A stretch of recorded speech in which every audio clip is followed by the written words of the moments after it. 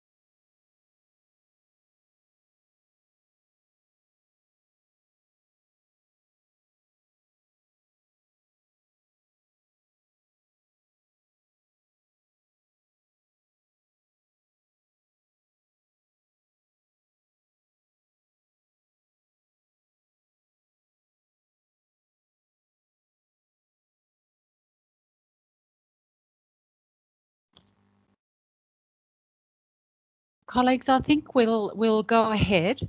I can see a few more people joining, but we've got a packed event today, and in the interest of everyone's time, I think we'll go forward. So once again, I'll just introduce myself. Melissa Permazel is my name, and I'm here with some of my other colleagues from the Innovation Unit from UN Habitat, based here in Nairobi, Kenya, but with colleagues from around the world from UN Habitat, and of course from all over the places. I'm hoping that many of you are. It's an absolute pleasure to have you here today, and thank you so much for taking the time to join. This is a really timely event, I think. We see digital rights as coming up again and again in the news, whether it's because the internet's been shut down in a country or because we're hearing how education is not possible for many school-aged children in many parts of the world. Combined with this massive urban trend, of course, that we're going through, I think it's really one of the biggest trends at the moment, and really becoming almost one of the biggest basic urban basic service trends, if you like. We often think of urban basic services being around sanitation and water, and they're still very much the case. And I wonder, though, if access to digital technology will be one of those urban basic services in the near future. And I guess as we consider the role of digital in cities in particular, of course, this question of digital governance becomes really critical when we think of who's got access to it and who doesn't, and who starts to regulate that access and who doesn't. So I think it's a really interesting and important debate, and one which will be really the beginning of many conversations that we need to have. And certainly at UN Habitat, it's something we consider to be very important and very much aligned with the work that we're doing on digital technologies, on human rights, and sustainable urbanisation in cities. So without further ado, colleagues, I'd like to introduce the event, Digital Rights in Cities and Communities. We have two guest speakers who are going to make some quick interventions about what, from their point of view, are some of the key actions and activities and things that we need to think about when we consider digital rights. So it's my pleasure in a minute to introduce Francesca Bria, who's the president of the Italian National Innovation Fund, and Mr. Scott Campbell, who's the Senior Human Rights Officer with UNHCR. After both Francesca and Scott have given their thoughts, we'll be moving on to what we're calling some lightning presentations, and we're really thrilled to have 5 representatives from different parts of the world who will be giving their reflections on what they think are the really important steps that have to be taken for cities to engage with this question of digital rights. And we'll really look forward to their interventions. And after that, colleagues, we'll be opening up the floor for some discussion. And I encourage you to put some ideas and thoughts in the chat. Also about what you think are some of the top 4 to 6 practical actions that cities need to take to engage with digital rights. And we'll be collecting those so we come up with a really interesting post-event report out of this. And then we'll be having, to close the event, a reflection from one of our senior program and team leaders on digital cooperation, Miss Yu-Ping Chan, who's from the new office of the New Tech Envoy in New York. So, colleagues, without further ado, I'd like to introduce Miss Francesca Bria, who will give us a 5-minute presentation on what her thoughts are around this question of digital rights in cities. So Francesca, thank you so much for your time, and then we'll move on to Scott. Go ahead, Francesca. Hi, Melissa. Thank you so much for the introduction, and thanks for the invitation to this very important and timely event. I'm not sure I control the presentation. I mean, I only have 5 minutes, so I'm not sure I even should use the slides, to be honest, but you can maybe just, if you want to command the slides, you can just forward them while I speak, so we don't lose time. So I think this topic is absolutely critical because we live in these post-pandemic times. We have an opportunity to articulate a new direction for our society, and we need forward-looking ideas and projects that can potentially transform our society, projecting us into a digital, democratic, and carbon neutral, more sustainable future. And I think that cities will be at the very center of this transformation and change towards a zero net zero economy and the ecological transition, but also they can be seen as a laboratory for democratic and sustainable innovation. And I think this is also very clear in the new urban agenda that look at cities as the real proximity with citizens that can enact change. I think when we think about digital cities, it is important to understand, or smart cities, that it is about people first. It is not about top-down technology first approach. So we should actually forget technological solutionism. It is not about starting with connectivity, data, blockchain, or technology, and then only after think about what people really need. But you can go forward, but it is about starting thinking about the real urban and societal challenges that we have, such as reducing inequality, affordable housing, healthcare, sustainable mobility, the ecological transition, the fight against climate change and reducing carbon emission, create more digital public spaces, and also address this kind of global inequalities. So only after we're going to think about how do we democratically govern technology in order to achieve these kind of objectives. You can go forward. I think a very important point is also that we need to start with participatory democracy. We really need to engage citizens in decision making and make sure that we have a collective intelligence of citizens that is part of the way that cities are taking policy decisions. You can go forward with the slides. Then we, as I said before, there are a lot of experiments in cities about using participatory democracy, which is a online and offline hybrid, engaging citizens through digital technologies, but also making sure they're really part of taking big decisions in cities.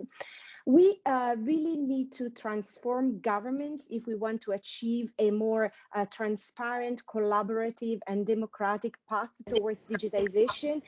And many cities have been setting up ethical digital standards in order to manage the digitization process.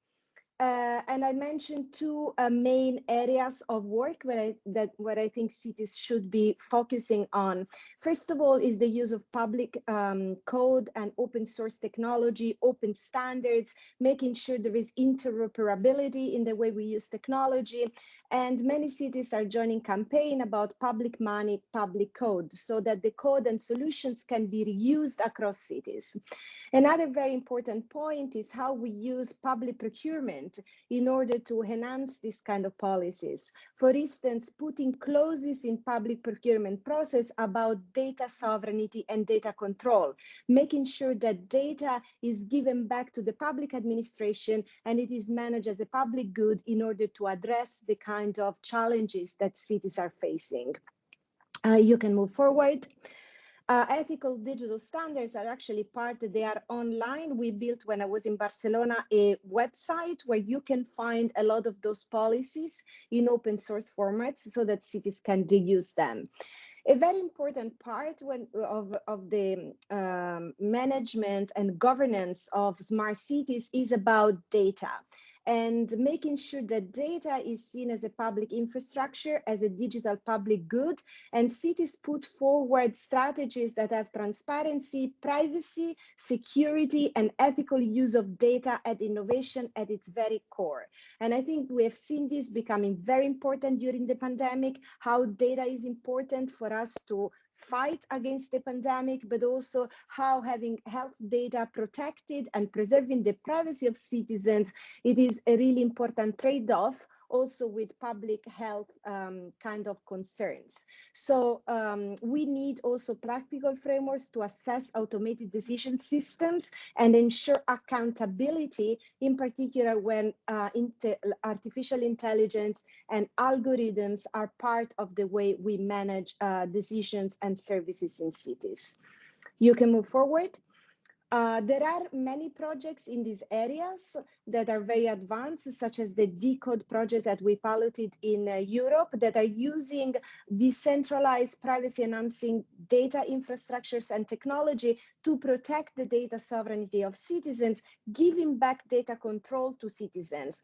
I stress that this is a very important point because we live in a digital economy where data is the raw material of the digital economy, but the control of data is very centralized. So we can democratize access to data, provide data as a public good, a public infrastructure, and then preserving privacy and autonomy and self-determination of people using this data and leveraging the power of data, opening up the data in order to tackle the urban challenges. I think this is a very important approach, and there are many projects. I'm sure that cities will talk about it later, where data is a very important component on how we can, digitalize cities in a democratic way. You can move forward. This kind of digital policies enable us also then to use innovation to create urban innovation ecosystems and having mission-oriented innovation to tackle the sustainable development goals. For instance, the European Commission is proposing to have 100 climate neutral cities by 2030 and trying to decarbonize cities and make sure that cities are at the frontier to to tackle really the climate action and to shift towards sustainable, green, and ecological transition. So yeah, move forward. My final point is that, of course, we have to strengthen our training, our digital skills, empowering people, creating new capacity and social inclusion in the age of digital automation. And we have to be concerned that still 80% of the world population is online. We have a big connectivity gap in the world. So it was said at the introduction, maybe we should foresee the access to the internet and broadband connectivity as a human right, and making sure that everybody has access to digital technologies, protecting their rights as a basic fundamental urban rights in our age, and just a fundamental right. And then, of course, women are underrepresented in scientific education, ICT job, and in tech. So we have to make sure to empower women in technology in all sectors and in all ages. Yes, next slide. So this is why, for all I said, that the partnerships and coalitions like the Cities Coalition for Digital Rights, which is backed by the UN Habitat, now we have around 100 cities collaborating in making sure that when we talk about digital transformation and digital transition, we start from citizens' digital rights. There is a declaration where you can see there are 5 main principles: universal and equal access to the internet and digital literacy, privacy, data protection and security, transparency, accountability and non-discrimination of data, content and algorithms, participatory democracy, diversity and inclusion, and finally guaranteeing open and ethical digital service standards. I think this is a great starting point to have partnerships and joint roadmaps so that cities can really leverage the networks and work together to achieve this kind of objectives and put them in practice in experimentation and real policy solutions. So I stop here and I finish by saying that the UN, of course, program on people-centered smart city can really be the basis on which we can strengthen this kind of approaches and making sure that we empower cities all over the world and citizens, and put citizens at the very center of this transformative agenda. Thank you very much. Thank you so much, Francesca, for that really dynamic introduction. And I really liked what you said about putting people first. And I think that's something that we should never forget in this discussion, because it links very closely to this idea of then public good and human rights. But I also like the way you raised this geospatial element around digital rights, because it's not just located in one city, one city, one city. There's a global connection, there's regional connections. So I think that very spatial element is something that we need to think about as well. So thank you very much. I'd like to now hand over to Scott. Scott, thank you so much for your participation today. Scott Campbell is Senior Human Rights Officer with UNHCR. So go ahead, Scott, thanks. Oh, thanks to you, Melissa, and thanks to UN Habitat for the fantastic work you're doing in Nairobi and elsewhere around the world. And we really appreciate the collaboration with you in Nairobi and elsewhere. To clarify, I'm at the UN Human Rights Office, working closely and often confused with High Commissioner for Refugees, all part of our one UN. Francesca has done a fantastic job of covering a lot of the points I was going to make, and has given me a much easier job. And I'll try to stick very much within my time and perhaps even cut it short, as I know we've got some fantastic examples coming from the different city leaders that will speak after me. I think we hear over and over again in seminars like this one and elsewhere how new technologies are a double-edged sword, and either are going to lead to sustainable human development and solve the world's problems, or lead to our collective demise. It's a bit of a cliche, but it's also exactly, I think, the problem that many in city leadership are grappling with, and making decisions that can really harness the power of new tech and innovate, improve the lives of everyone living in their cities, while avoiding some of the very serious, complex harms that can come in the long term on people's lives. So this is where we believe that human rights law and principles can play a very constructive, a very useful role in sorting out these problems. And really, to go just back to what Francesca was saying, and you hit on, Melissa, as well, that putting people first is the key part of finding solutions to the various challenges of city governance and social protection systems. I'll just touch very quickly on 5 points, underscoring a lot of what Francesca has already said. But I think they're fundamental as we walk through the different examples. And I should also note the very good work that the Cities Coalition has done, and much of this indeed in more detail is on their website. So 5 high-level points very quickly. The first one, human rights due diligence and human rights impact assessments. When city administrators apply human rights due diligence before procuring digital tech, or designing and implementing programs using tech, you can avoid many potential human rights harms, avoid increased costs to fix things that have subsequently gone wrong, avoid damage to government reputational risk, to trust. So really a lot of cost savings, if you will, through a human rights due diligence approach.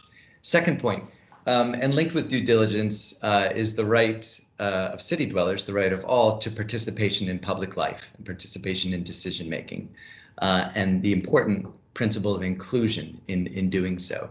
And a lot of innovative practice is really needed here, and in particular, how to include the marginalized and excluded, and those in particular who are not part of this conversation, those who don't have access to the internet, limited digital literacy. How do we include those people in participatory conversations? Third point, and again linked with inclusive participatory decision-making processes, is discrimination and the right to equality.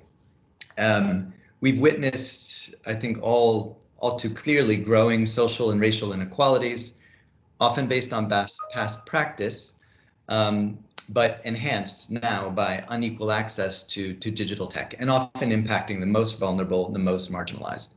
So to bridge digital divides, we really need to consider the impact of digital tech on these very diverse populations, and in particular, those without any access. Fourth point, transparency and accountability, also showing what city government is doing with digital tech, how tech is being harnessed to enhance sustainable city governance. This will build trust, of course, key to public participation, which of course is key to the success of many public initiatives, and the use of digital tech in combating COVID-19, for example, is front of mind. And lastly, but far from leastly, the right to privacy.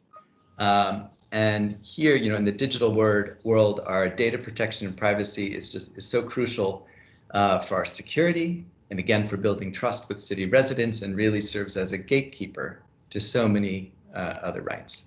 So to sum up, I think these are just 5 high-level thoughts, but I think that should be in the back of our minds as we think about how to approach very complex challenges to build inclusive digital systems and provide opportunities in cities for all. So thanks for that, and back to you, Melissa.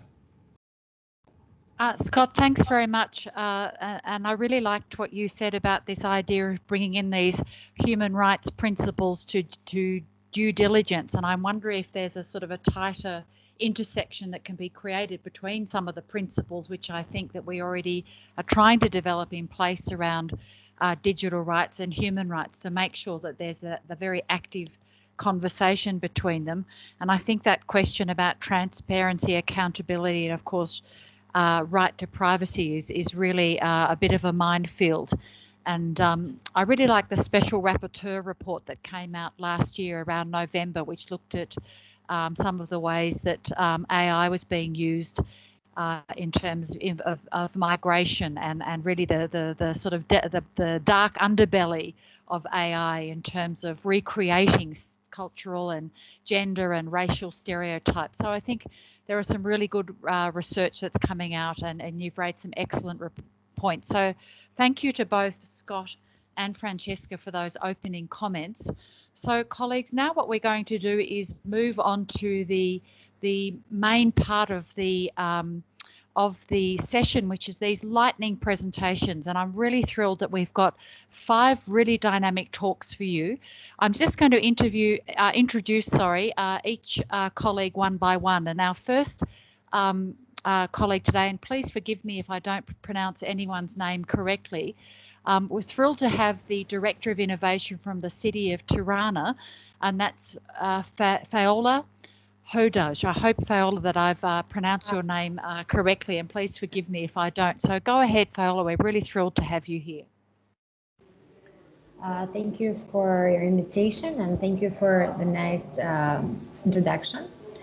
Actually, since Francesca was before me, my name is Faola, and the accent is like the Italian Paola name. I'm currently Director of Innovation at the Municipality of Tirana. Sorry, could I get access to the slides? Because as I talked with Livia, yes, I would link the slide.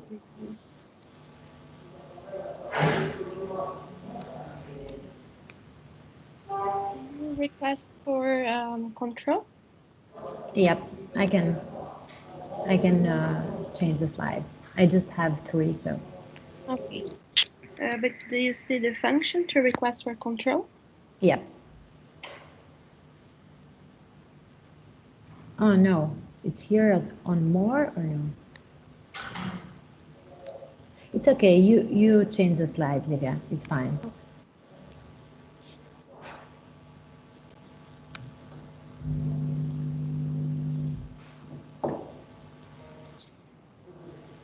Okay, thank you.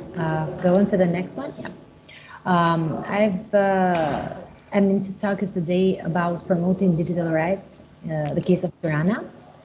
And I'm very happy to be here since as part of the city's coalition for digital rights, it's a new thing for us to have such new initiatives about digital rights, because in Tirana, digital rights are not such a common sector. Please, the next one, Lydia. Okay. On December 4th, 2020, we facilitated, as Innovation Department of Tirana Municipality, the first of its kind webinar on digital rights. It was hosted in Tirana, and we co-organized it with the DEMSOC organization, which is also part of the city's coalition for digital rights, and we hosted the first webinar on digital rights. The event in itself was divided into 3 main sections. As a learning session, it may seem, because participants heard 3 Albanian digital rights experts who gave context to the issue and spoke of its specific relevance to the residents of Tirana.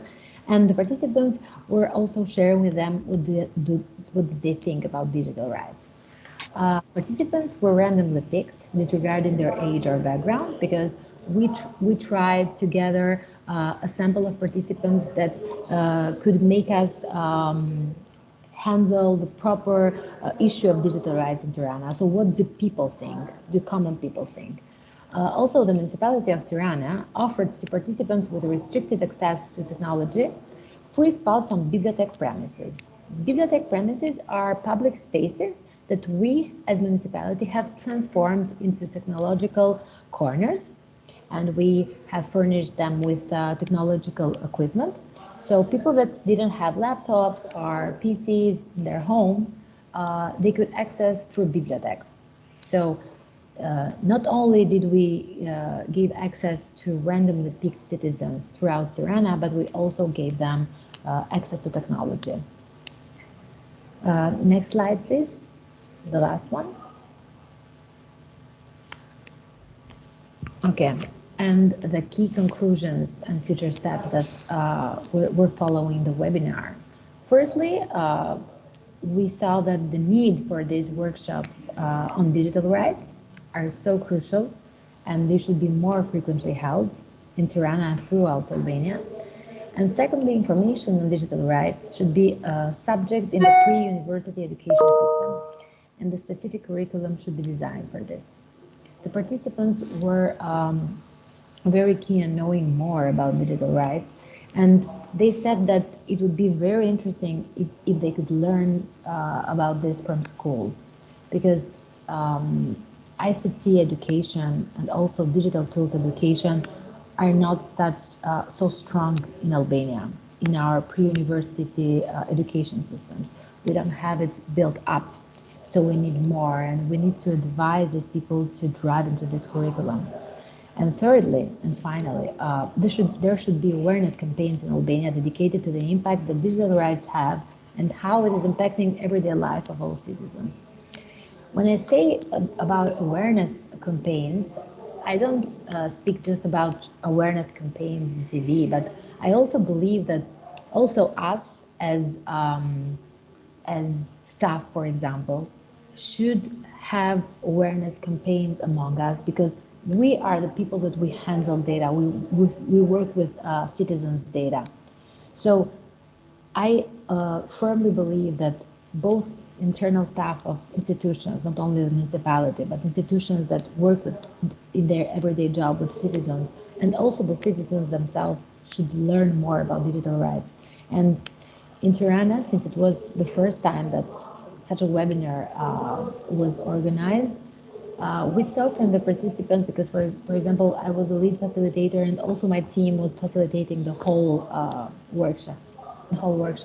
And we saw from the participants that this field is so new, but it's so thriving to them. And it's very, very exciting. And of course, Netflix has done the thing, have triggered the curiosity, but now people need to be educated about it. And we in municipality, we are focusing on putting digital rights as a strong part of the strategy of innovation for the city, because we are writing the strategy of innovation for the city. So thank you. This was all. I restricted myself to 2 slides. Thank you.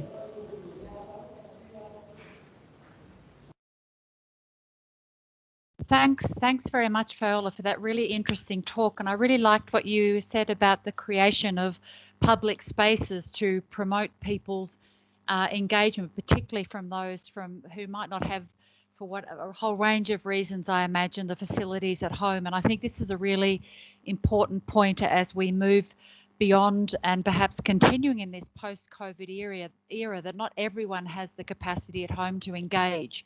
So I think those sort of spaces are really important amongst all the other points that you raised. So thank you so much. It's now with great pleasure that I call on Emily Royale to present her key points. Emily is the Smart City Coordinator from the City of Antonio. So welcome, Emily, and we really look forward to your points. Go ahead, please. Good morning. Thank you, Melissa. It is very much morning for me here in San Antonio. So hello, everyone. I am Emily Royal. I am a Smart City Coordinator at the Office of Innovation at the City of San Antonio, which is located in Texas in the United States. San Antonio is a majority minority community. We have a majority Latino population. We have a population of about 1.7 million people. We are one of the fastest growing cities in the United States, but we are also one of the most poor cities in the United States. And San Antonio is the 7th largest city in the United States. So working on digital rights in a context like this is very impactful in terms of the context of the US. Please advance the slide. So I just wanted to highlight how the digital divide has truly manifested itself in the COVID-19 pandemic. On the left, you'll see a map here that we built in 2018 of the city's connectivity levels, where blue areas and darker blue areas have higher internet connectivity in terms of broadband internet access in the home, and red areas have fewer connections per household in the home. So as you can see here, we truly do have a digital divide that is spread between the northern sides of our community and the southern side that is majority Latino, that is lower income. The north side is wealthier and higher rates of Caucasian populations. And then we have, of course, in our central downtown in the center, our most urban areas are also some of the least connected in our community. Now, we were fully aware of this. However, we didn't really feel the impact of the digital divide until the COVID-19 pandemic illustrated to us the challenge of delivering digital services to residents in such a critical time of need. So on the right is a map of the uptake of a digital service that we offered very early on in the pandemic. We provided an online self-screening website in probably February or March of last year, where people could get online and self-screen or determine whether or not they needed to get COVID-19 testing based on their symptoms. Now, this was an exclusively digital service. And when we released it, we also tracked where people were using the service, where their computers were located, and where they reported their zip codes. So on the right, you can see the darker purple areas are the places where our community was living who used the service. So of course, you see that digital divide is replicated once again. Now, being aware of this and really seeing how our service was underutilized by some of the communities that needed it most, primarily because they lacked internet connectivity, really led us to transform how we delivered some of these services during the pandemic. First of all, we sent teams in person of public health officials to actually deliver this information door to door to residents that lacked internet connectivity. Next slide. And that really launched for us a huge portfolio of work within the realm of digital inclusion and digital rights, seeing the direct impact that the lack of digital rights and inclusivity was having on our community. In San Antonio, we see the digital rights as somewhat of a pyramid, really, that starts at the very bottom with the fundamental problem of access to the internet. In San Antonio, we're really working on that area primarily. And ultimately, we see a stack of services that we'd like to deliver that fundamentally result in the outcome of our residents being able to achieve self-empowerment and fulfillment through the use of internet technology. But of course, this all has to start with residents actually being able to connect to the internet in order to participate most fully with our digital services and in our digital society. Now, I want to highlight a few initiatives that we have been working on to that effect, starting with, of course, assessing our digital divide. A year ago, we released a survey, which we actually delivered in person to our residents across the city to determine really what are the contours of our digital divide in our community, who is experiencing it, and what are some of the causes for it, whether that's affordability or a lack of digital literacy or demographic reasons. So we assessed the digital divide, and with that important grassroots data, this empowered us to apply for a federal grant from the US government through the CARES Act. And that allowed us, with $27 million, to take steps to address the digital divide in our community. Now, in Texas, it is illegal for city governments to compete with the private sector to deliver internet. So we had to work within that constraint and really target a specific population, which was students in our community. What we did is we used our federal funding to bridge our backbone of internet services across the city in partnership with our school districts and deliver internet services to the home of students off of the school district's internet backbone. So with that, we were able to take a first step really to solving the digital divide in our community.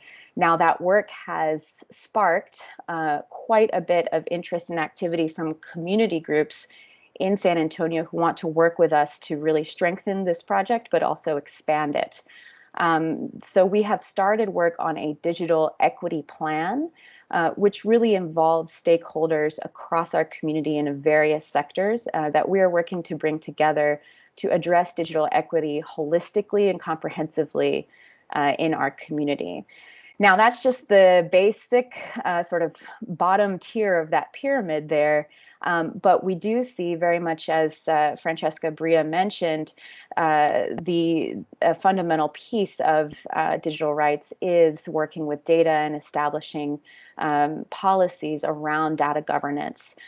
We are a What Works Cities partner. This is a Bloomberg Philanthropies program that provides certification to local governments who develop standards around data governance.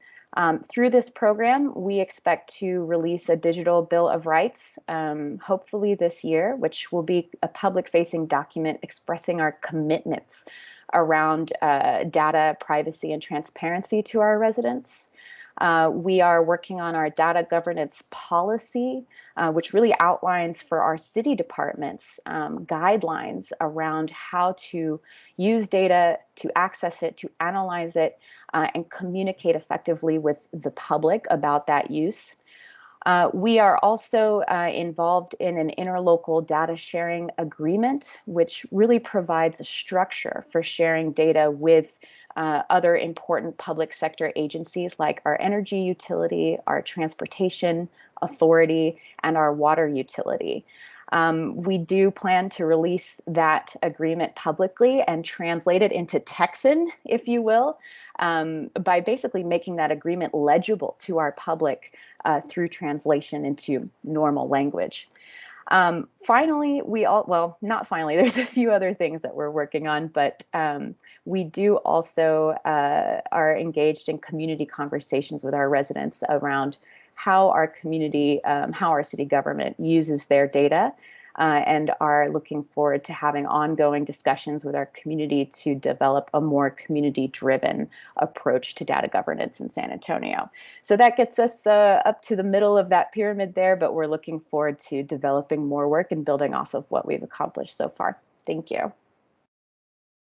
Thanks, Emily. And I know this is a bit like speed dating, everyone, where we have to get sort of romp through all the really great work that we're doing, but really liked your ideas. And I think at the beginning that geospatial representation that you showed of COVID is really powerful, because I think, as I said, it picks up on earlier comments and realities around the very geographical nature, both globally, but also within cities, about who has access and who doesn't. But it's also how that cuts across these sort of traditional lines of exclusion, if you like. So thank you for making that very clear.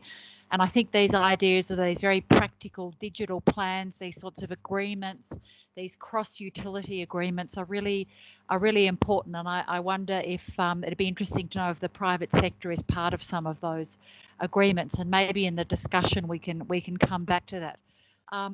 So thank you so much for that presentation. Moving on, I'd now like to welcome Ike van Emmeren, who's the head of public technology at the City of Amsterdam. Ike, please go ahead, and speakers, if you need Livia to please change your slides, please just ask her to do so. Go ahead, Ike. Great to have you here. Hi, Melissa. Hi. Great to be here because to start off, I'm really proud that we're here together on a topic like this. I think we come from a long way concerning digital rights and putting it on the agenda on a local scale. I'm not sure if you've got the slides in front of you. Otherwise, I'm going to share them here. Do you've got them? Anyway, meanwhile, I'll start. I think the question was in 5 minutes, what's the thing we did to change the perspective, the example case on digital rights? In 5 minutes, two sides of the story, I think. One is looking back a few years ago. We started with shaping the political agenda around digital rights and started, there they are. We started with shaping the agenda, having a first vice mayor on a digital city, working with Francesca, among others, on founding this coalition for digital rights. So it really helped shape the narrative around all the topics mentioned before today. And we created some examples, starting a digital rights program together with a lot of NGOs in our city, creating examples, physical examples.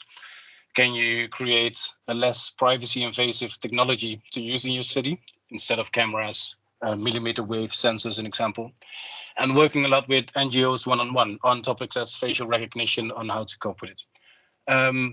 COVID really helped to fast forward the debate in a positive and in a negative way concerning digital rights. They happen a lot in the Netherlands as well. From things we took for granted, we thought in the Netherlands we had arranged access to internet already done for everyone. Of course, it wasn't the case, but it really helped to speed up the debate. Turin is leading on this at the moment, I think, in, okay, can we create free internet for everyone, or at least affordable, at least possible? We gave out, I think, 4,000 laptops to children, to elderly people, but that's just the start. So it really helped shape the debate on the urgency and a matter of your sovereignty as a city, as a person. It also create an insight in the vulnerability of a city. What kind of public infrastructure do we own? If we want to spread a message like, well, please, people, stay at home, what kind of channels do we use? Are we connected to Twitter, to Facebook, or on others? Or do we have basic communication infrastructure ourselves? Do we have basic physical digital infrastructure owned or not, or at least governed by public bodies? All these questions arose last year. We already had some work in progress. An example, a Civic iLab, where we create, I think, honest technology. We worked on opening up, looking at what's happening actually in the basement at City Hall. Together with Helsinki, we created an algorithm registry where you can actually look on what we're doing. Looking forward, we're working on a way more systematic and fundamental approach. So instead of nice, shiny things, principles, etc., what's the more systematic approach we should have from a city perspective? That's what's coming up for the upcoming year. So we created awareness. We work with a lot of large, small bodies to address a lot of topics. But how do we make it a more sustainable infrastructure so that it's not only about City Hall, it's about if you disagree with us, where can you go? Who are the bodies to object to? We've got elections coming up next year, national elections next month, local elections in a year. So it's really important to not only talk about the principles, but I'm really in favor of what Toronto and others are doing. What's the more fundamental approach from connectivity to access to etc. And it's not only about tools and solutions, it's also about the mindset, putting this first when you talk about obesity, schools, healthcare, etc. Livia, can you go to the next one? Because I think it's interesting to drop into one case, a lot of text, but a few examples on what we did in response to what's happening around COVID-19.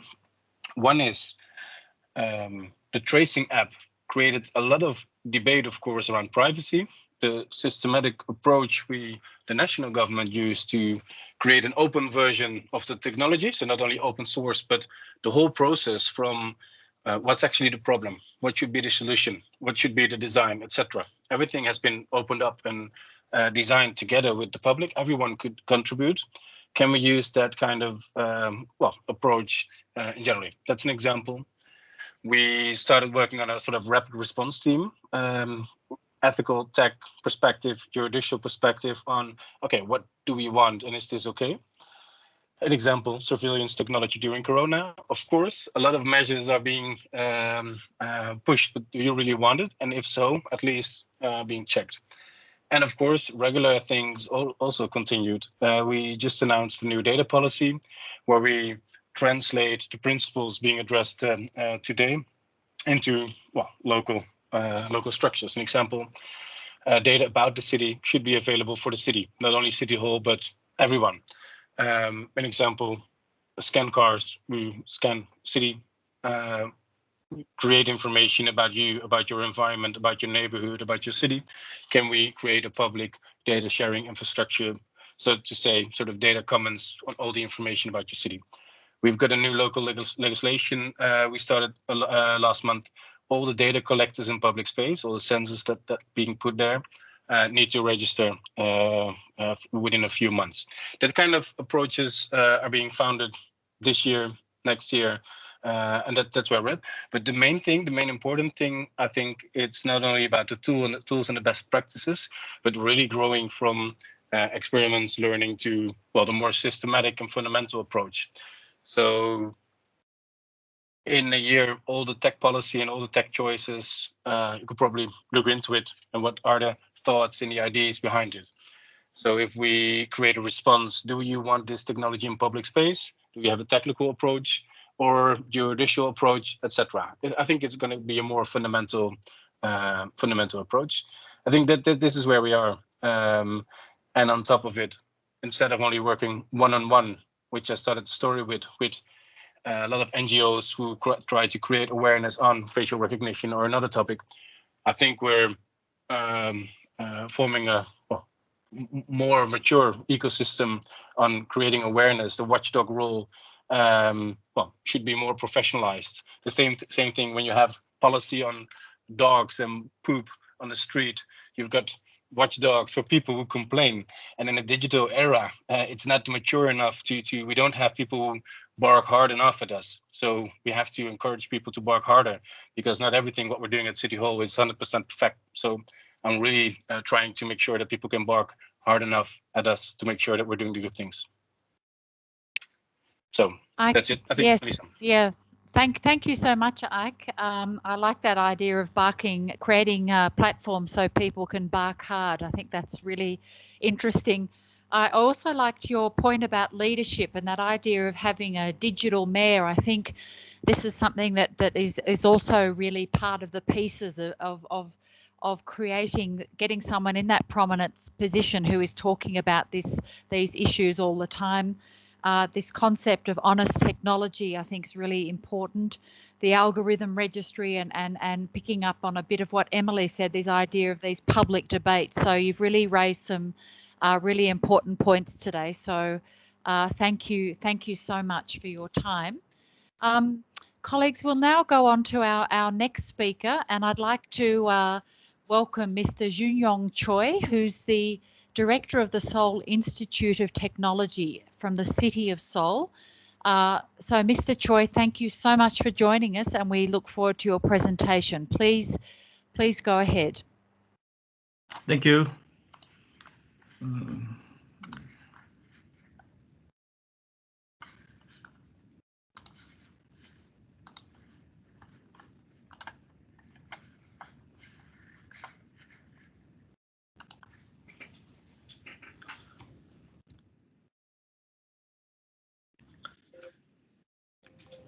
My name is Junyoung Choi from Seoul Institute of Technology. I'm very honored to be invited to the UN Habitat Site event for the 59th Social Development Conference. Today, I would like to introduce Seoul's digital inclusion project in the age of digital transformation. In Korea, Starting with the Cyber Korea National Plan, since the mid-1990s, digital policies have been led nationally. In 2020, a plan for the realization of digital inclusion was established for ICT for All. The plan for digital inclusion, established in June 2020, was to build an institutional foundation to improve digital inclusion policy and information accessibility. The plan also includes a strategy of improvement of the level of digital informatization among disadvantaged people and expansion of experimental ICT education using smart devices. Seoul is providing innovative service access rights through a smart city platform composed of 6S, such as SMAP, or 3D map service, SDOT, or city sensor, and SNET, or network, such as Wi-Fi. In particular, SNET's public Wi-Fi connection service is expanding to support universal accessibility to ICT infrastructure, such as Wi-Fi accessibility, expressed in as a metaphor for inequality in the Oscar-winning Korean film Parasite. The Seoul Metropolitan Government is also promoting policies on bridging the digital divide in the Digital 2020 plan, strengthening digital literacy by providing specialized education for each class, and diversifying digital inclusion projects through the plan. Starting this year, the 2021 to 2025 Smart City Plan is being developed, focusing on people-centered smart city. Representatively, there is a Smart City Community Support Project, a Seoul-style citizen participation model led by citizens as program leaders. The support project, operated by the Seoul Digital Foundation, was designed to solve urban problems centering on citizen participation and digital technology. This program supports citizen program leaders in 5 stages. First, selection of implementation community. Second, signing of an agreement. Third, payment of a grant. Fourth, evaluation of finished works. And finally, management. The program helps planning in the selection stage, project sustainability in the subsidy payment stage, and smart city service in the final management stage. Several communities that have participated in the Smart Citizen Community Support Program engaged in activities that lead urban innovation through education, research, and communication technology centered on citizens. The selected projects are divided into 3 types: bridging the digital gap, digital technologies for public goods, and robotic process automation support group. Some interesting selection examples include the Digital Inclusion Project, or reverse mentoring system for young people to advise seniors to bridging the digital gap, education videos to provide job opportunities to the vulnerable classes, a system to help seniors order self-kiosk and a meeting app for revitalizing local communities, P2P project to help small business owners in the neighborhood. The second example is the Seoul Institute of Technology Data Science Center. The Seoul Institute of Technology, where I work, funded by Seoul Metropolitan Government, was established in 2018, and this year also established the Data Science Center to solve urban problems through big data research.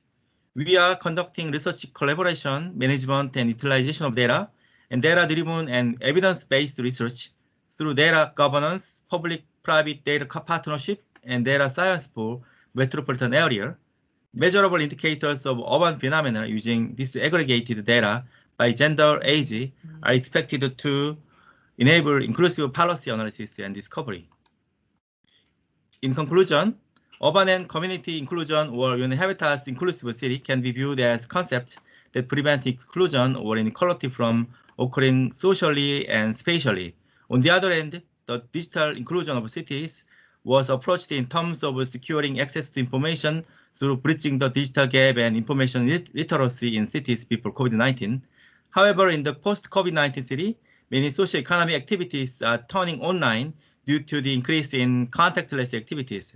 This means that digital inclusion has become much more important in post-COVID-19 city, as the right to essential city services in a contactless environment rather than the right to access information. Thank you for my presentation. Thank you very much, Jung-Yong. We really appreciate that you're here today, knowing that I think it's evening there in Seoul. So thank you so much for your time. And I really like the point you raised about the sort of the economic angle of this important discussion around digital rights and empowering those involved at the business sector to be involved in some of this. And also the idea, of course, is something that we would promote around, which is this people-centered smart cities. So thanks very much for your contribution today. Colleagues, please remain online. We are running a little bit behind time, but I'm hoping with all this really interesting content that you'll be able to stay on for a little bit.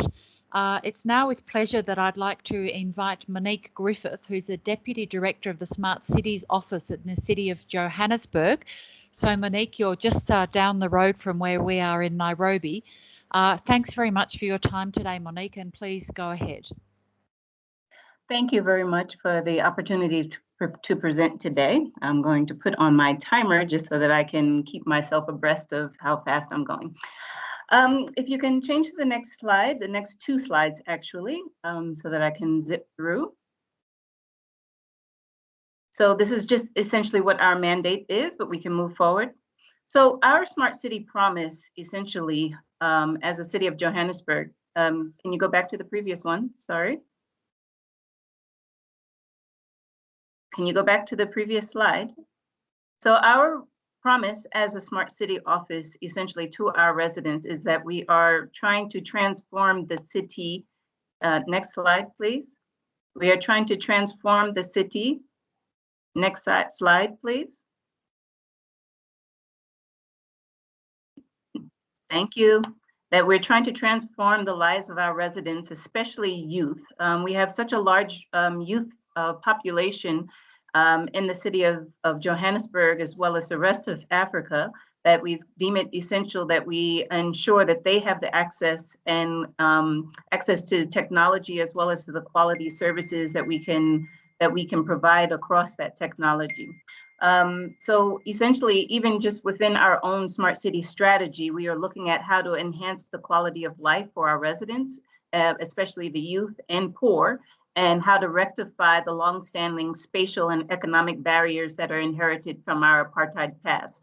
So from San Antonio, you would see kind of a north and south, whereby we have one where you have a hub and spoke. So in the center of our city, you have people who have digital access, and then it spokes out all around that hub to individuals who do not have access to internet and smart technology. Hence, you have a very large population that are on a daily basis being denied access. Next slide, please. So again, at the core of our smart city pillars, these are our 8 pillars. I'm not going to go through them, but the main point is that at the center of this is starting to look at how do we make sure that the citizen and the needs of our citizen is at the core of any of the decisions that we are making in order to make a smart city, a smart economy, a sustainable environment for our residents to provide smart services, et cetera. Next slide. So COVID-19, of course, as many have said, we always knew that there was the difference between the have and the have-nots and the extreme Gini coefficient that we have in Johannesburg. But I think it became very evident to your average citizen just how much food insecurity, economic instability, housing challenges, health and safety deficits, water and sanitation limitations, as well as more of the technology-based deprivation that your majority of residents are going through, which became very evident during the COVID-19 hard lockdown. You know, you had the children in that hub area that were still able to go to school, while the majority of the city have not been back to school and only started today, almost a year later. Next slide, please. So essentially what the city did was they had a core unit throughout the COVID-19. They call it the war room, but that transitioned into more or less a committee for the new normal. And what we have found is that there are these 10 catalytic programs that we need to implement in order to start looking at how to ensure that development going forward, especially when we're moving towards a more digital environment, is inclusive of everyone. So we have, maybe I'll go through the next slides where we will break down what those various projects were. So Smart City is a mayoral priority. So we have the highest office that is pushing this.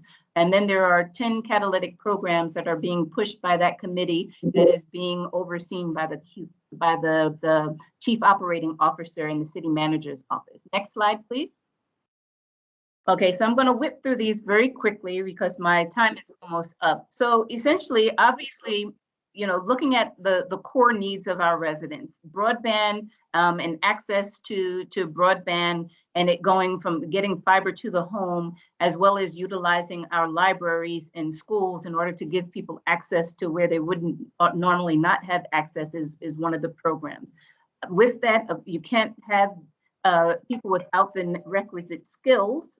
So we have a 4IR skills development program, not only for those external to the city, but also those within the city. We've got the co-production and innovation pipeline. That one is probably the most interesting because we are looking at how to bring youth and community innovation into the city in order to help us accelerate the changes that we are going to be able to make from a digital perspective and from an innovation perspective as the city. So of course, data, everyone has spoken to data. We know that we need to use data in order to get ahead of some of our challenges in the future, but also looking at how we have open source so that more universities and more citizens are able to get access to that data, as well as recognizing the digital rights that are pervasive when we are talking about giving over access to our information.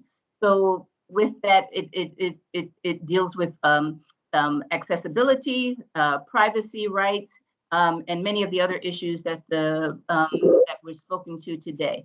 And obviously, we can't have people with access, but without devices. So we're looking at a device and a data program. So at least during the COVID-19, with one of our innovation calls that we've just done, there was a young technologist who was providing how to communicate with our residents with zero-rated data. So that at least when there's emergencies, we are able to still communicate with residents in order to give them the critical information that they need, as well as on a daily basis to make sure that we are bridging that digital divide so that people without money to regularly access data can still engage with the city without using money that they otherwise would use in order to communicate with a job or with their family and relatives. Next slide. Next slide. This was one of the challenges that we did. And then, yeah, it was a challenge that we did covering safety, food security, and mobility. And we had essentially 2 innovators that won there. So this is kind of how we're bringing in innovation to start transforming the way that the city does business and to create an urban living lab where we have various young people providing innovations that are relevant to the areas where they live and the community that they can serve. Next. Then, of course, we cannot go without looking at the green technologies. You skipped a slide, green technologies, but then also looking at how we're transforming environments. So lastly, the social developmental outcomes that we're looking to is how to increase access to ICT, the educational benefits of the internet going into schools and libraries and making that more pervasive, access to bigger markets for entrepreneurs and job seekers, emergency communications to our residents and using lower cost data or zero-rated data to make it more accessible, easier access to government e-services, and then faster service delivery and productivity of our employees' work time if we can also get them to be more automated and to use technology to reach our citizens better. So that's essentially, you know, in a nutshell, what our 10 catalytic programs are to help us catapult ourselves towards being more inclusive and bridging the digital divide that became very evident during this time period. Thank you for your time.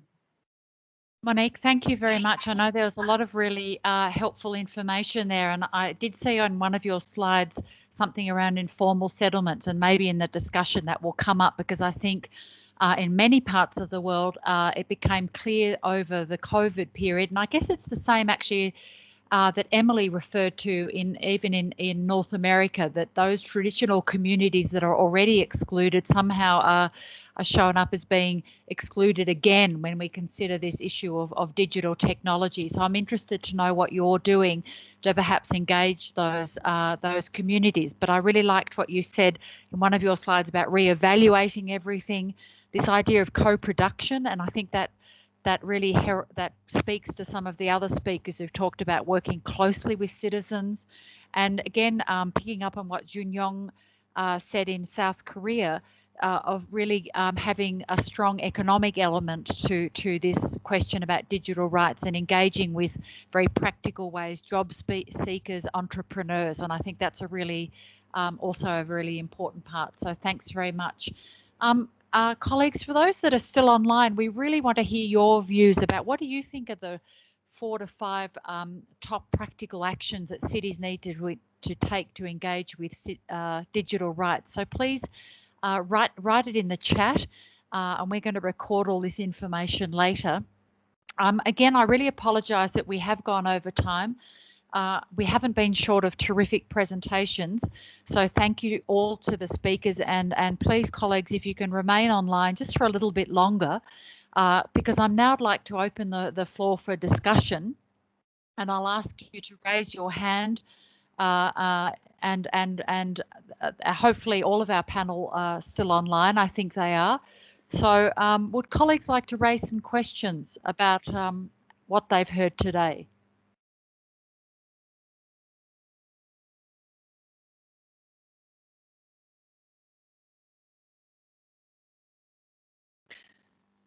Monique, maybe while we're waiting for our first question, we can hear, do you have a response perhaps to my question about engaging with communities in informal settlements? And I'm wondering how you're engaging that community to address this issue of digital rights and empowering them. Thanks, Monique.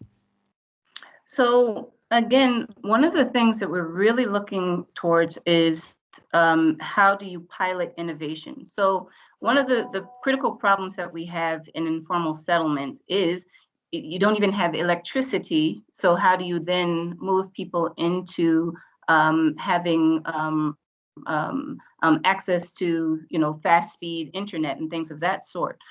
So one of the innovators that are coming through are looking at how do we use like your solar technologies, at least to get the basics, the basic types of energy and lighting and electrical requirements to informal settlements, so that then we can also just spiral that on towards your university students and other young people who can then provide kind of your bridging programs to help people become more proficient in the use of technology and accessibility of technology. So along with, you know, the pilot, we've then asked, okay, well, if you're going to be able to pilot electricity, can you also facilitate access to internet? So creating like a little internet hub so that we can then just, you know, provide the space for people to start teaching those in informal settlements how to use computers, or at least to have an access point where they can, you know, during the day look for jobs online and otherwise engage with technology. So it's looking at, you know, we're now looking at how do we solve one problem, but layer it with other solutions that can solve these bigger issues that we have as the city of Johannesburg. I hope that responds. Thanks, Monique. Very helpful. And I think it actually ties back to what Fayola was saying at the beginning about having these public spaces and places for people who don't have immediate and clear access to even basics, as you said, as electricity, that's a really important discussion, and certainly something that in both, I'm not so keen on these terms, but on the global north and the global south, that's a common issue, is the public access and the public space and place to make that happen. So thanks for that reflection. Colleagues, I'm not seeing any hands up, but was there anyone that would like to make an observation, or would any of our speakers like to come in? Actually, Giuseppe, go ahead from UN Habitat. Go ahead, Giuseppe. Thank you, Melissa. I have a question for Monique about the experience in Johannesburg, because we know the importance to improve the digital access for local economy and for informal workers. For her experience in Johannesburg, what is the most important challenge for informal workers, and especially for the digital gap? Thank you. Over to you, Melissa. Go ahead, Monique. Sorry, can you give me a synopsis of the question? A plane just flew over and it drowned out a portion of his voice. Apologies. Giuseppe, maybe you'd like to repeat just briefly. Yes. I would like to know from your experience about the most challenging fact for informal settlement and for informal economy, what especially for the digitalization. I would say that would be one, trying to regularly access the individuals.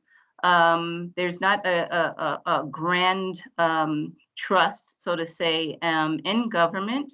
So it's one, being able to identify the leaders within those communities who you could build trust with, and then they will bring the communities there for you to have a further engagement with. So, those heads of communities are very integral to us being able to, pull in the groups and have the pilot projects with the numbers of people that we want. That's the one thing. And then two, it's the regular engagement of people in the community, and then figuring out how do you actually provide them with the access that is required. And it needs to be something where, that there's not going to be kind of the fractionalism and some kind of fair process that we go through in order to build up trust within the community. Please, if I haven't answered your question specifically, do let me know. Yes, thank you. Thanks. Go ahead, Giuseppe. But I think Monique, that he could reach out perhaps to you if there's more to be asked. Sorry, Giuseppe, go ahead. No, what about, in your opinion, about digital literacy? Is according to your experience, is a strong gap to foster digitalization, or is like not a minor issue but a secondary issue? Thank you. No, that was the other thing that I was racking my mind to try to think of. It was actually, so yes, you have to first have the communication with the community stakeholders and the leads of the community. But the digital literacy, again, is a huge part of that. But what we found is that, we can't bridge that digital literacy gap because of the infrastructural deficits that are already there, which is why I was talking about how do we electrify first in order for us to have a program that can actually be continuous and be impactful. Because if we're going to be relying upon everyone having sufficient data, or if we're just relying upon zero-rated data when we know that people are going to use their data for other things, we are literally going to have a very disconjointed intervention. So, having the dealing with the electricity and then creating the hub where people can come and they are concentrated and focused on the objectives of the hub, which is to digitally transform and provide digital skills to the population. That is kind of how we know we have to proceed and go forward with this process if it's going to be successful. Thank you. Thank you. Thanks, Monique. I see Ike's hand up, followed by Emily and then Fayola. Go ahead, Ike. You asked for what are the 4 to 6 topics, or what are the next complex things. I'm really curious to how do we go from principles and experiments to well, the more fundamentals of our organization. An example, you've got I really like the World Benchmarking Alliance, and that's where human rights are being checked on, I think, the 2,000 largest companies around the world. And of course, they're in the digital rights field. You've got ranking digital rights, and there's several initiatives.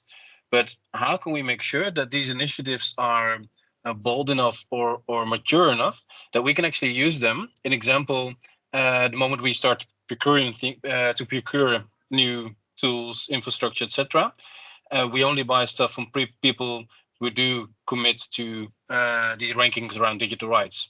So how can we well, help these kind of organizations to become more mature, that we can actually use them the moment we buy stuff or etc. And that's a larger scale than we cities can arrange. And that's, I think, well, how do we go into the next phase? I think that's a really great point, Ike, and that idea of procurement and really making digital rights as a sort of more commonplace. It's a bit like what we see in the environment sector now, that people have to show that they're operating in a sustainable way. Perhaps we transfer that idea across to this question of digital rights, that companies and people involved have to show how they're actually protecting rights and engaging with citizens. So I think that's a really good point. And maybe after we've just heard from the other people that have raised their hands, someone might have a comment on that, but a great point. Emily? Yes, thank you. So actually what I was going to say builds quite a bit off of Ike's comment there. Yes, I think procurement and standards around procurement are critical. I know that there are some around open standards and technologies for public goods. However, I think it would be excellent for cities to sort of understand what are some procurement guidelines around digital rights that we can leverage and share.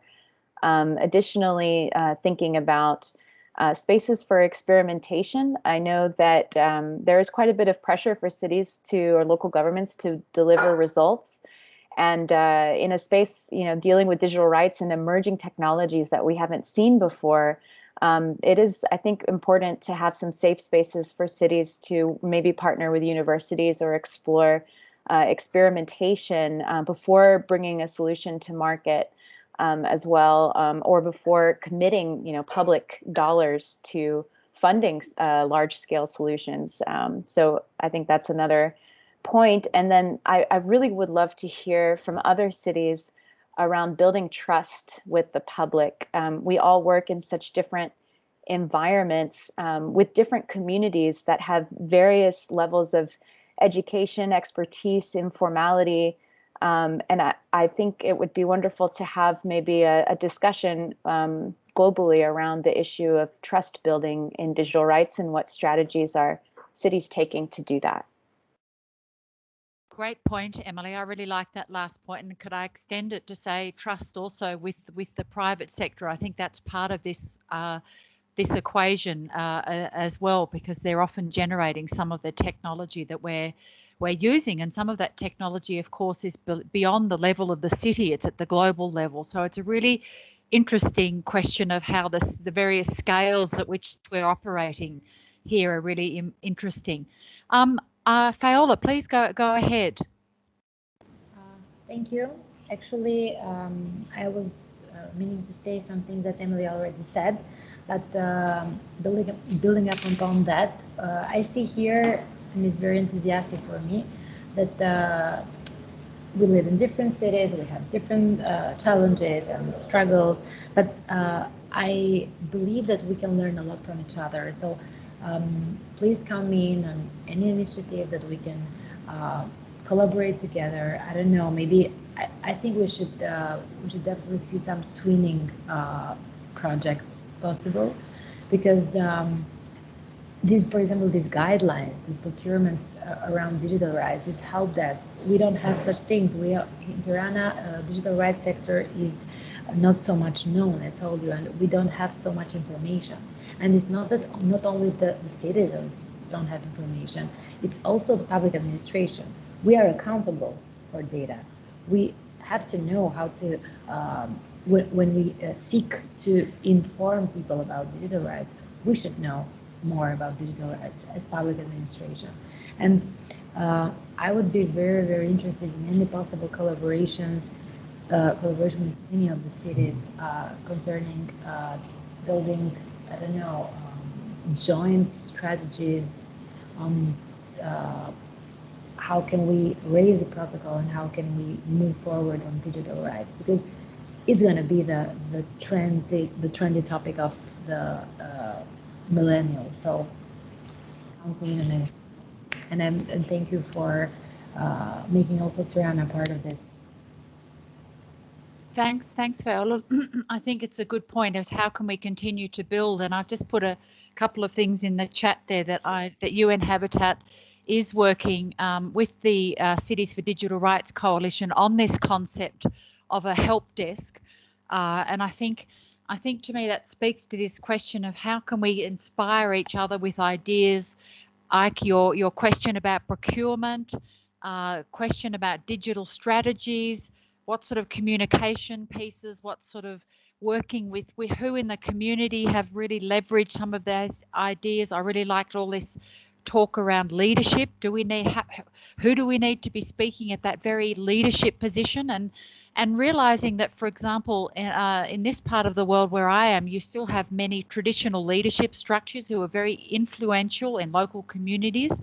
They're not just the mayors, but the actual traditional leaders. So I think there are many very important topics that we can touch on in order to really get this momentum around digital rights. And I don't know if Scott, if you're still on board, we can have maybe a reflection from you or Francesca on some of the things that you've heard before we hand back to our guest at the end, Miss Yu Ping, to reflect on what she's heard today.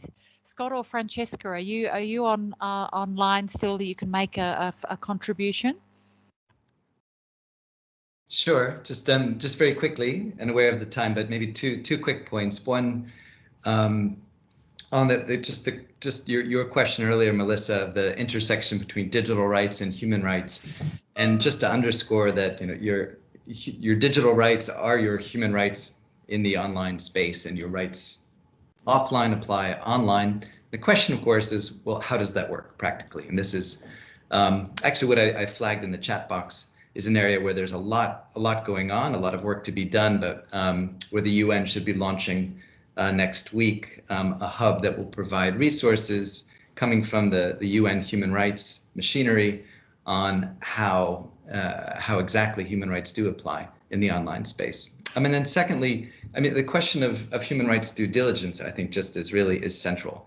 And cities that can use human rights due diligence processes in when they're going through procurement, designing, considering the rollout of programs using digital tech. Human rights due diligence, I think, is a great way to both identify and prevent potential negative impact and to maximize the positive impact of tech.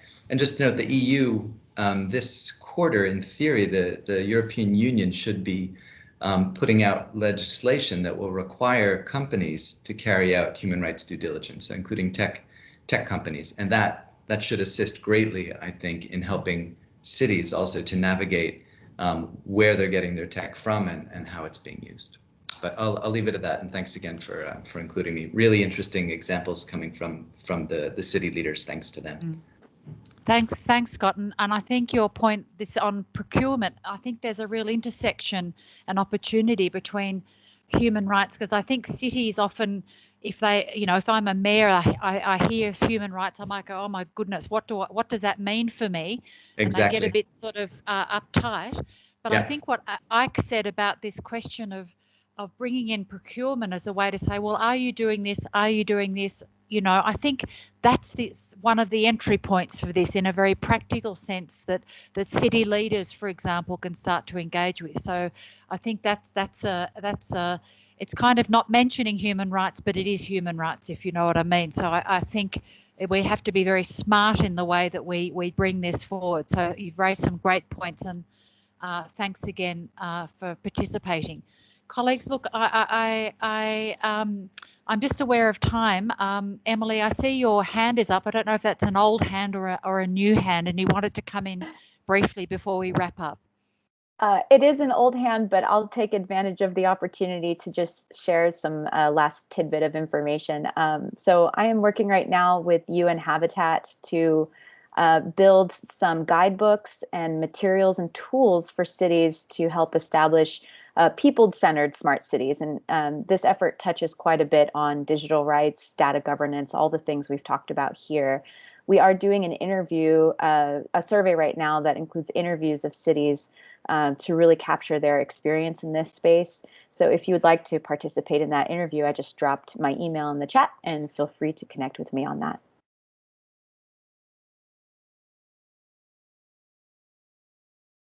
I believe you're on mute, Melissa. Sorry, still getting hold of the digital things. Thank you very much, Emily. Colleagues, look, without further ado, it's been a terrific discussion. I'd just like to hand over to my colleague from the new what's called the new Tech Envoys Office, our colleague Yuping Chan, who's a Senior Program Manager. Yuping, I'm hoping you're still online, and thank you for your patience. And please, we'd be keen to know what you've heard today that's really exciting from your very much global perspective. Thanks very much. Thank you, Melissa, and thank you, UN Habitat, for inviting me. Actually, it's been a great discussion, and all I can say is that some of the exciting ideas and a lot of the key themes that colleagues have raised are actually very much in resonance with the vision that has been laid out by the United Nations Secretary General, Antonio Guterres, in his Roadmap for Digital Cooperation, which was a report that was issued last June that outlines a vision for how the United Nations can support the international community coming together around key digital challenges and themes. And in fact, a lot of the areas that you've mentioned as priorities as part of this conversation about digital rights is also part of this broader challenge of how to build a more open, free, secure digital future for all. So I think it's very clear that a lot of these issues are interrelated. So for instance, I'm very struck by what Emily had brought up earlier, this hierarchy of digital rights, where a lot of the issues that are embedded as part of digital rights have to do with actually broader concerns that the United Nations itself is actually working on. So the base layer, for instance, this idea of access is something that the Secretary General has called for when he asked for all people around the world to have meaningful, safe, and affordable access to the internet by 2030. So this core of digital access to the technologies as being part of digital rights is already something that the United Nations is working on. And when Melissa, for instance, at the very start of the conversation, raised this question about whether access to basic digital technologies should be seen as a right, that is something I think that is kind of fundamental to the way we at the United Nations approach this issue of digital connectivity and the digital space. So for instance, when Scott talks then about how if you look at Emily's hierarchy of needs, that at the very top is this idea of empowerment. And that relates, I think, a little bit to what Scott had been mentioning at the start when he talked about participation in civic life and the need for, inclusion and meaningful decision making. That is a little bit about that empowerment discussion. So I do really think there is a lot of resonance and appetite in the United Nations and in this sort of space that we're working on at the UN for engaging on these issues. And we're very, I think, heartened by the fact that there has been so much activity around the city agenda, that cities are taking on these very key issues in very meaningful and practical way, folding into discussions about education and literacy programs, for instance, that we've heard about in Albania, about the informal working economy, informal workers, and so forth in Seoul. So all these key threads of digital human rights, even though it might seem very esoteric or highfalutin, are actually very practical in the way they manifest themselves when it comes to city programs. So I think the way that Melissa ended, for instance, when she said that, it was really about breaking down for city leaders, what does digital rights mean for us, is really something that is very concrete. And if you look at very basic programs in certain areas, when it comes to digital technologies, it is really not such a a profound esoteric topic. It is about very practical aspects like access to digital technologies. The very fact that when it comes to, for instance, having access to remote schools, which requires working Wi-Fi and tablets for individuals that live in community housing or shelters, that these are very tangible aspects of digital rights that cities can help fulfill, and that cities really are the front line when it comes to providing these types of services for its people. And so in many ways, we at the United Nations and the Tech Envoy's office is very heartened by the fact that a lot of what you're doing already is part of this broader vision of the Secretary General, and that we really do encourage further leadership and activism by all your cities, and working very closely with UN Habitat as to taking this forward. So for instance, we are very particularly excited by the fact that UN Habitat already is working on these many partnerships, that what Scott has been indicating in terms of the UN's broader position on digital human rights through the launch of the Digital Technologies and Human Rights Hub can be translated into very practical city-wide programs that have real impact on people's lives. So again, it's not that the UN really is just about these ideas, but really their translation into practical impact and programs where we can partner with you, cities, coalitions of cities, learning from cities in terms of these ways in which to take this forward. I just want to sort of end by stressing that there are a number of areas where I think there has been very interesting work that's going on. You mentioned, for instance, the World Benchmarking Alliance. They're actually part of the work that the Tech Envoy's office is doing around the issue of digital inclusion, which has a lot of overlap with this idea of digital rights, where it's really talking about how you can create baselines, affordable matrices for affordability, inclusion, digital literacy, and so on, that countries as well as companies can then use to really bring forward the digital inclusion policies. And I recognize that it has a lot of relation with what we've been talking about today. So when you talked about, for instance, how to broaden these types of initiatives, the UN is actually working on these already, and we really welcome partners as part of this overall discussion. This idea of, for instance, that Melissa had mentioned, that the Cities for Digital Rights Coalition is working on a digital help desk. There is a separate initiative as well as part of the Secretary General's roadmap to create a more coordinated, holistic, scaled up approach to digital capacity building, which was actually originally called the Digital Help Desk idea, where we welcome, again, this focus on digital human rights being part of that key discussion on how we at the United Nations can scale up the capacity building support that we provide to member states, as well national governments as well as now cities. Because I think in this discussion at the United Nations, we do have a tendency to focus overmuch on national governments, federal governments at the broader level, forgetting again that cities play a critical role in bringing forward these very principles through practical means and programs. So we in our office really welcome further collaboration with UN Habitat as well as individual cities, as well as through the networks of cities that you have really established, that you hope to flourish and nurture further, so that it can be part of our collective efforts to work towards a more open, free, secure digital future for all, recognizing that human rights and digital rights have to be at the center of that. So with that, I close my ending comments, but I really do hope that this can be the start of a continued conversation as to how we can bring this forward. Thanks a lot, Yuping. We're so thrilled to have you there to give that overall reflection, and also to bring and to hear what people have to say about what they're doing at cities. I think it's a really pragmatic link. We've talked before, Yuping, about implementing the Secretary General's roadmap on digital rights, and I think cities are where it's happening. And you can see from the depth and breadth of issues that there are some unique perspectives, but also some common issues that are really important about public spaces, about getting the basics in place, access to electricity, about working with local communities. So I think colleagues, what we'll do is we'll put together the notes, and we'll put them on this chat group for people to access at a further point. If anyone would like to have some more ideas or thoughts, please don't hesitate to reach out to our UN Habitat. My email will be coming up soon on the slides. We'd really appreciate hearing from you, and Yuping, of course, will keep our conversation going. Colleagues, thank you to all of you who have attended, and a special thanks to our speakers, to Scott and Francesca at the beginning, but to all our city level speakers, to Emily, to Monique, all of you, thank you so much. You really bring to life this idea and show us how at the coalface you're grappling with these really important ideas. And we have got a series of really good points from you, and I would really like it that we continue to reflect on this and bring it to the next World Urban Forum under some of these key topics. What has been done on this question of procurement?